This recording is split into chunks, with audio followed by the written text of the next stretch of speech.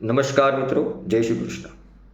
આજના દિવસે આપણે વાત કરવાના છીએ ગુરુવાર વિશે, કે ગુરુવારના દિવસે કયું કાર્ય કરવું, કયું કાર્ય ન કરવું. ઘણી બધી વખત આપણા જીવનની અંદર આપણે કોઈ એવું કાર્ય કરી બેસીએ છીએ કે જેના કારણે આપણે સફળતાની જગ્યાએ નિષ્ફળતા પ્રાપ્ત થતી હોય છે. તો એની પાછળ ઘણી બધી પ્રકારના તત્વો છે એ કામ કરતા હોય છે. એમાંથી એક અગત્યનું અને મહત્વનું તત્વ છે એ છે વાર, જેને જ્યોતિષ શાસ્ત્રની અંદર પંચાંગમાંથી એક અગત્યનો ભાગ માનવામાં આવે છે. તો આપણે વાત કરશું ગુરુવાર વિશે, કે ગુરુવારના દિવસે કયું કાર્ય કરવું અને કયું કાર્ય ન કરવું. જેમાં સૌપ્રથમ આપણે જાણશું કે ગુરુવારના દિવસે કયા કયા કાર્ય ન કરવા જોઈએ. જેમાં સૌપ્રથમ ગુરુવારના દિવસે આપણે અન્ય કોઈ વ્યક્તિને પૈસા એ ઉધાર ના આપવા જોઈએ. અને જો એ પૈસા આપણે ઉધાર આપીએ તો શાસ્ત્ર બતાવે છે કે પૈસા પરત પાછા આપણે પ્રાપ્ત કરવામાં ઘણો બધો વિલંબ થાય છે, અને એ વિલંબના કારણે ઘણી બધી આર્થિક સમસ્યાઓ છે એ ઉત્પન્ન થાય. માટે શાસ્ત્ર અનુસાર ગુરુવારના દિવસે કોઈ અન્ય વ્યક્તિને પૈસા ઉધાર ન આપવા જોઈએ. બીજી ધ્યાનમાં રાખવા જેવી બાબત છે કે ગુરુવારના દિવસે આપણે વાળ અથવા તો દાઢી એ ન કરાવવા જોઈએ. વાળ અને દાઢી જો આ દિવસે કરાવવામાં આવે તો શાસ્ત્ર કહે છે કે આપણો ગુરુગ્રહ છે એ નબળો બને છે, જેના કારણે પણ આપણા જીવનમાં ઘણી બધી સમસ્યાઓ ઉત્પન્ન થાય છે. જેથી ગુરુવારના દિવસે શક્ય બને તો વાળ અને દાઢી ન કરાવવા જોઈએ. ત્રીજી ધ્યાનમાં રાખવા જેવી બાબત છે કે આ દિવસે કોઈ પણ પીળી વસ્તુનું અપમાન ન કરવું જોઈએ. કેમ કે આપણા જ્યોતિષ શાસ્ત્ર અનુસાર પીળો રંગ એ ગુરુગ્રહને ખૂબ જ પ્રિય છે. માટે કોઈ પણ પીળી વસ્તુનું અપમાન આપણાથી ન થાય એ બાબતનું ખાસ ધ્યાન રાખવું. માટે આ ગુરુવારના દિવસે ત્રીજી ધ્યાનમાં રાખવા જેવી બાબત છે, પીળા રંગનું અપમાન આપણાથી ન થવું જોઈએ. આ બાબત પણ ખૂબ જ અગત્યની છે.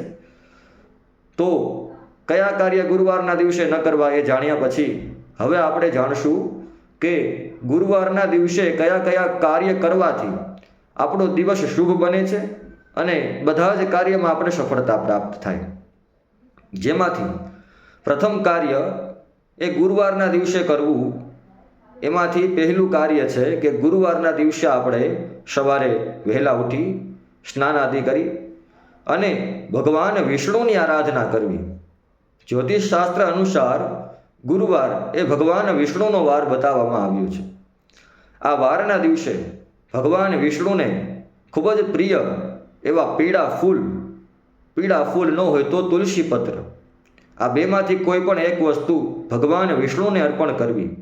અને આ વસ્તુ વિષ્ણુ ભગવાનને અર્પણ કરવાથી ભગવાન ખૂબ જ પ્રસન્ન બને છે અને આપનો દિવસ છે એ ખૂબ જ સારો નીવડે છે. માટે ગુરુવારના દિવસે સૌપ્રથમ કરવું એ કાર્ય છે ભગવાન વિષ્ણુની પૂજા. માટે પ્રથમ કાર્ય વિષ્ણુ ભગવાનની પૂજાનું કરવું. બીજું કાર્ય ગુરુવારના દિવસે કરવું એ કાર્ય છે કે જેટલા પણ શક્ય બને એટલા ભગવાન વિષ્ણુના જપ કરવા. જેમાં અનેકો પ્રકારના મંત્ર જાપ એ વિષ્ણુ ભગવાનના બતાવવામાં આવ્યા છે. જેમ કે ઓમ નમો ભગવતે વાસુદેવાય, શ્રી કૃષ્ણ શરણમ મમ આદિ અનેકો પ્રકારના મંત્ર એ વિષ્ણુ ભગવાનની આરાધના માટે બતાવવામાં આવ્યા છે. તો એમાંથી કોઈ પણ મંત્ર જે આપણે વધુ વિશ્વાસ હોય, વધુ શ્રદ્ધા હોય એવો કોઈ મંત્ર એ ગુરુવારના દિવસે જપ કરવાથી વિષ્ણુ ભગવાન પ્રસન્ન બને અને આપણે કાર્યમાં સફળતાની પ્રાપ્તિ થાય. ત્યારબાદ ત્રીજું કાર્ય એ ગુરુવારના દિવસે કરવું એ કાર્ય છે કે જો આપની કુંડળીની અંદર ગુરુગ્રહ છે નબળો હોય તો ગુરુવારના દિવસે કોઈ બ્રાહ્મણ અથવા ગાય માતાને ચણાની દાળ અને ગોળ એ આપવાથી ગુરુગ્રહ છે એ મજબૂત બને છે અને આપણા જીવનમાં અલગ અલગ પ્રકારના બધા જ કાર્યોમાં આપણે સફળતાની પ્રાપ્તિ થાય છે. માટે આપણે ગુરુવારના દિવસે ગુરુગ્રહને એકદમ સારો બનાવવા માટે થઈ અને બ્રાહ્મણ અથવા ગાયને ચણાની દાળ અથવા ગોળ છે દાનમાં આપવા જોઈએ. તો આ ત્રણ કાર્ય ગુરુવારના દિવસે કરવાથી આપણો દિવસ છે શુભ રહે છે. બાકી તો આપણે જેવા જેવા કર્મ કરીએ એ કર્મ અનુસાર આપણે ફલ ભોગવતા હોઈએ છીએ. પણ જ્યોતિષ શાસ્ત્ર એ એક એવું માર્ગદર્શન છે કે જે માર્ગદર્શન એ આપણે એક રસ્તો ચીંધાડે છે કે આ માર્ગ ઉપર ચાલવાથી આપણા જીવનમાં સફળતા પ્રાપ્ત થાય છે. જો આપને આ માહિતી સારી લાગી હોય તો અમારી આ ચેનલને લાઈક, સબસ્ક્રાઈબ અને ફોલો કરજો. અને અમે એવો પ્રયત્ન કરશું કે આપના સુધી જ્યોતિષના શાસ્ત્રને લગતા કોઈ પણ સમસ્યાઓ હોય તો એનું સમાધાન થાય અને આપના સુધી બધી સારી સારી માહિતીઓ પહોંચે. જો આપના જીવનમાં કોઈ સમસ્યા હોય તો એની સમસ્યાનું નિવારણ માટે આપ અમારો સંપર્ક કરી શકો છો. ડિસ્ક્રિપ્શન બોક્સની અંદર અમારા નંબર આપેલા છે. એ નંબરમાંથી સંપર્ક સાધી અને આપ અમારો સંપર્ક કરી આપના જીવનની જે સમસ્યાઓ હોય એનું સમાધાન કરી શકો છો.